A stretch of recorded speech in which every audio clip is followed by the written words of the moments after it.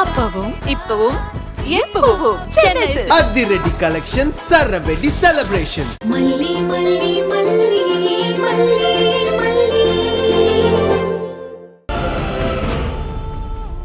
சரி டாக்டர், நாளைக்கு வந்துடுறேன்.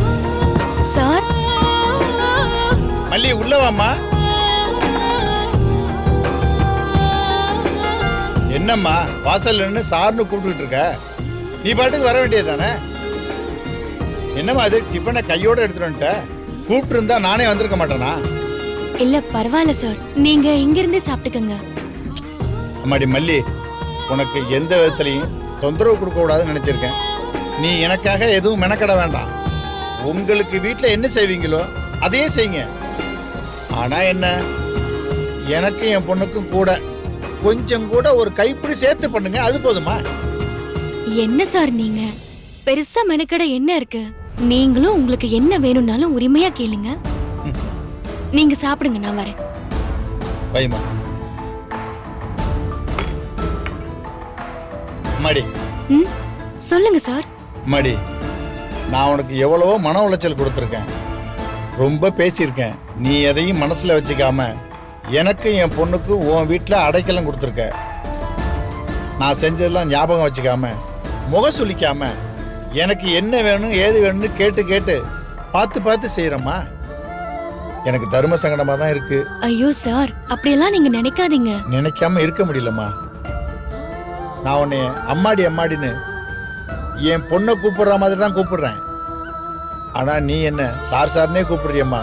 நான் உனக்கு செஞ்சிருக்கிற கொடுமைக்கெல்லாம் உன் இடத்துல வேற யாரா இருந்தாலும் என்னை வீட்டுக்குள்ளேயே கால் வைக்க விட்டுருக்கவே மாட்டாங்கம்மா. ஆனா நீ என்னைய உன் வீட்டு படி ஏத்துனது மட்டும் இல்லாம நான் மனசு கொண்டிடக்கூடாதுன்னு சாப்பாடு வேற போட்டுக்கிட்டு இருக்க. அந்த உரிமையில தாமா நான் உங்ககிட்ட இதையும் எதிர்பார்க்கிறேன். நீ சார்னு என்னை கூப்பிடுறது எனக்கு ரொம்ப கஷ்டமா இருக்குமா. அப்பான்னு கூப்பிடு சாமி. சரிங்கப்பா, பழச பத்தி எல்லாம் இனிமே பேசாதீங்க.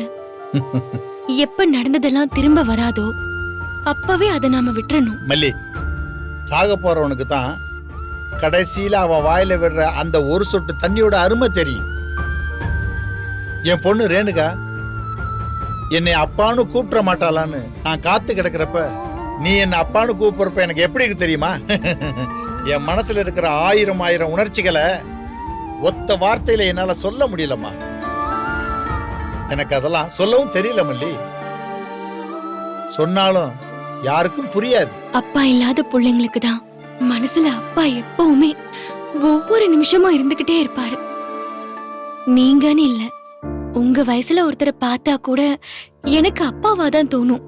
வாயால அப்படி கூப்பிடலனாலும் மனசுல நான் அப்படிதான் பாப்பேன். ஏன் தெரியுமாப்பா? என் அப்பாவை நான் பார்த்த ஞாபகம் இல்ல, ஆனா என் அப்பா இப்படிதான் இருப்பாருன்னு மனசுல நினைச்சுப்பேன். ஆனா அது எவ்வளவு வலிக்கும் தெரியுமா? இல்லாத ஒண்ணு இருந்தா எப்படி இருக்கும்னு யோசிக்கிறதே வலிதான். இனிமே நீ இப்படி சொல்லக்கூடாதுமா. உனக்கு நான் இருக்கேன். உனக்கு எப்போதுமே நான் ஒரு அப்பாவா இருப்பேன். அம்மாடி, சும்மா பேச்சுக்கு சொல்றேன்னு நினைக்காதம்மா, என் மனசார சொல்றேன். தேங்க்ஸ்பா. ஆனா நான் ஒன்னு சொல்றேன், நீங்க தப்பா எடுத்துக்காதீங்க. உங்களை சாருனே கூப்பிட்டு பழகிட்டேன். அதே பழக்கத்துல சில நேரம் கூப்பிட்டா தப்பா எடுத்துக்காதீங்க. இல்லம்மா, நீ எப்படி வேணாலும் கூப்பிடுமா. ஆனா உன் மனசுல என்ன அப்பாவா நினைச்சிருக்கேன்னு சொன்ன பாத்தியா, அதுவே என் மனசுக்கு ரொம்ப நிறைவா இருக்குமா. சரிப்பா, நீங்க சாப்பிடுங்க, நான் பால் எடுத்துட்டு வரேன். அம்மா, அப்புறம் இப்பதான் டாக்டர்கிட்ட பேசினேன். டாக்டர் கிட்டயா? ரேணுகாவுக்குமா? இல்லப்பா, அவர் ஏதாவது சொல்லுவாரு. நீயே யோசிச்சு பாருமா. பெத்த அப்பானா என் பொண்ணை இந்த நிலைமையில பார்த்ததுக்கு அப்புறமும் வீட்லயே வச்சுக்கிட்டு இருக்க மனசு வருமா? இல்லப்பா, நாங்க ஆல்ரெடி டாக்டர் கிட்ட எல்லாம் கூட்டிட்டு போயிட்டோம். எனக்கு எல்லாம் தெரியுமா. என் மனசு திருப்திக்காக கொஞ்சம் புரிஞ்சுக்கமா. சிட்டியிலே நம்பர் 1 நியூரோ சர்ஜன்மா அவரு. பேரு வாசுதேவன். யார கேட்டாலும் ஓ அவரா, நல்லா பாப்பாரு, அவர்கிட்ட கூட்டிட்டு போங்க, சரி பண்ணிடுவாருன்னு ரொம்ப நம்பிக்கையா சொல்றாங்கம்மா. அவர்கிட்ட அப்பாயின்மெண்ட் கிடைக்கிறது ரொம்ப கஷ்டம் வேற சொல்றாங்க. பொதுவா 10 நாள் 20 நாள் கழிச்சு தான் அப்பாயின்மெண்டே கொடுப்பாராம். இன்னும் 2 நாள்ல ரஷ்யா போறாரு ஏதோ கான்ஃபரன்ஸுக்காக. அதனால தான் அப்பாயின்மெண்ட்டை யாருக்கும் கொடுக்காம இருந்தார். என் ஃப்ரெண்டு ஒருத்தர்கிட்ட பேசி ரெக்கமெண்டேஷன்ல நாளைக்கே அப்பாயின்மெண்ட் வாங்கியிருக்கேம்மா. புரியுதுப்பா. அம்மாடி, மாப்பிள்ளை கிட்ட நான் இதை பத்தி சொன்னா அவர் எப்படியும் சம்மதிக்க மாட்டாரு. எனக்கே அவர்கிட்ட பேச யோசனையா தான் இருக்கு. ஏன்னா அவர் பார்த்ததுல எனக்கு நம்பிக்கை இல்லாத மாதிரி அவர் நினைச்சிடக்கூடாதுல்ல. நான் அப்படி நினைச்சு இந்த டாக்டரை ஏற்பாடு பண்ணல மல்லி. எனக்கு ஒரு ஆசை, ஒரே நாள்ல அவ சரியாயிடுவான்லாம் நான் எதிர்பார்க்கல. இது சரியாகுமா, எவ்வளவு நாள் ஆகும், எப்போ நினைவு திரும்பும், அடுத்த கட்டமா என்ன செய்யலாம்னு இப்ப போற டாக்டர் ஒரு ஒப்பீனியன் சொல்லிட்டாருன்னா நாம அடுத்த ஸ்டெப் எடுத்துக்கலாம்ல. அவரு திரும்ப வர்ற வரைக்கும் நம்ம காத்திருக்க வேண்டியது இல்லையே. பிறந்த குழந்தை அப்பான்னு கூப்பிடாதன்னு பெத்தவங்க ஆசையா ஒவ்வொரு நாளும் பார்த்துக்கிட்டே இருப்பாங்க பாரு. அப்படிதாம்மா இப்ப நான் இருக்கேன். உனக்கு புரியும்னு நினைக்கிறேன். எனக்கு புரியுதுப்பா.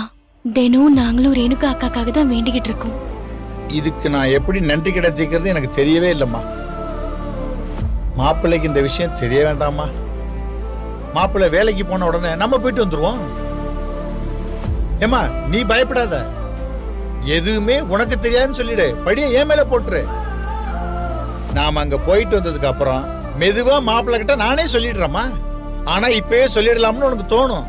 என்னைய விட உனக்கு மாப்பிள்ளைய பத்தி அதிகமா தெரியும்ல. அவர் எந்த அளவுக்கு வளைஞ்சு போறாரோ அதே அளவுக்கு சில விஷயத்துல எல்லாம் ரொம்ப பிடிவாதமா இருப்பாப்ல. இதையும் சொல்லி அப்புறம் அவர் வேண்டான்னு சொல்லிட்டா ஒண்ணுமே செய்ய முடியாதுமா.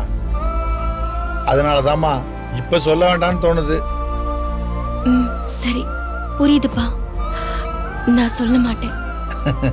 சரிம்மா.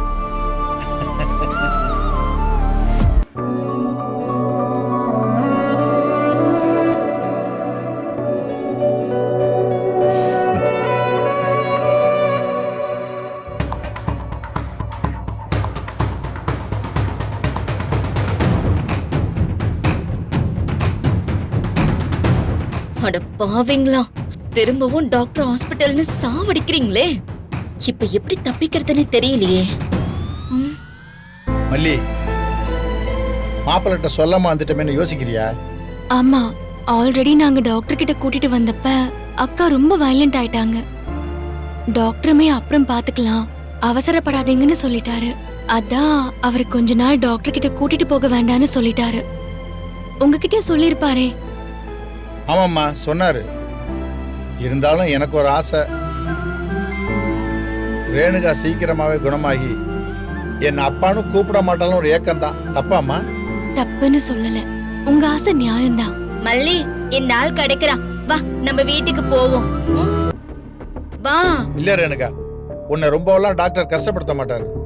என்ன ஏதுன்னு லேசா டெஸ்ட் பண்ணி அனுப்பிடுவாரு. ரொம்ப ஃபேமஸ் டாக்டர்மா. அப்படின்னா நீயே போய் டெஸ்ட் பண்ணிட்டு வா. எனக்கெல்லாம் ஒண்ணும் பிரச்சனை இல்ல, நான் நல்லா தான் இருக்கேன். அக்கா ப்ளீஸ்க்கா, இவ்வளவு தூரம் வந்துட்டோம், டாக்டர் என்ன சொல்றாருன்னு கேட்டுட்டு போவோமே. போ மல்லி, விஜய் வீட்டுக்கு வந்தானா உன்னையும் இவனையும் நல்லா போட்டு கொடுப்பேன். அம்மாடி, உன்னோட நல்லதுக்கு தாம்மா சொல்றோம், புரிஞ்சுக்கம்மா. Madam, Mrs Renuka Vijayakumar. நாங்க தான். டாக்டர் கூப்பிட்டாங்க. உள்ள போமா, டாக்டர் கூப்பிடுறாராம். வாங்கக்கா. ஐயோ, என்ன ஆக போகுதோ. இந்த ஆள் வேற பெரிய ஸ்பெஷலிஸ்ட்னு சொல்றான். ஒருவேளை நமக்கு பிரச்சனை இல்லைன்னு கண்டுபிடிச்சு சொல்லிட்டானா மாட்டிக்குவோமே. அக்கா வாங்கக்கா. இல்ல, நான் வெயிட் பண்றேன், நீங்க 2 பேரும் போயிட்டு வாங்க. அப்படிலாம் சொல்லக்கூடாதுக்கா. வாங்க, நான் கூடவே இருக்கேன், பயப்படாதீங்க. வாங்க. எழுந்திருமா. வாங்கக்கா, வாங்க.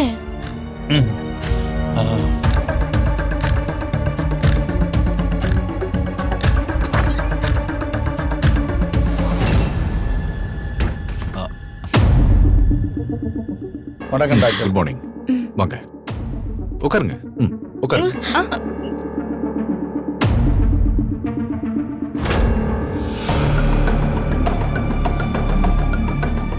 அக்கா உட்காருங்க.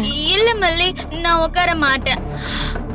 உட்காருங்கக்கா, நான் சொன்னா கேப்பீங்கல்ல, உட்காருங்க. உங்க பேர் என்னம்மா? டாக்டர், அவளுக்கு பேர் கூட ஞாபகம் இல்லை. ரொம்ப மனசுக்கு கஷ்டமா இருக்கு. சிஸ்டர், அவங்களுக்கு பிரஷர் செக் பண்ணுங்க. வேண்டாம், எல்லாரும் சேர்ந்து என்ன கொல்ல பாக்குறாங்க. விஜய், விஜய் என்ன காப்பாத்து. அம்மாடி, இல்லம்மா, நான் உன் அப்பாடா. நான் உனக்கு ஏதாச்சும் கெட்டது பண்ணுவேனா? உன்னை ஒன்றும் செய்ய மாட்டாங்கம்மா. மல்லி, சொல்லுமா, நீ சொன்னாதான் கேட்குறா. அக்கா இங்க பாருங்க, கொஞ்சம் அமைதியா இருங்க. உடம்புல பிரஷர் எவ்வளவு இருக்குன்னு பாப்பாங்க. அவ்வளவுதான், வலிக்கலாம் செய்யாது. அப்பவும் இப்பவும் எப்பவும் சென்னை சில்க்ஸ். அதிரடி கலெக்ஷன் சரவெடி செலிப்ரேஷன்ஸ். இந்த வீடியோ உங்களுக்கு பிடிச்சிருந்தா லைக் பண்ணுங்க, ஷேர் பண்ணுங்க, காமெண்ட் பண்ணுங்க. மறக்காம சரிகமா டிவி ஷோஸ் தமிழுக்கு சப்ஸ்கிரைப் பண்ணுங்க.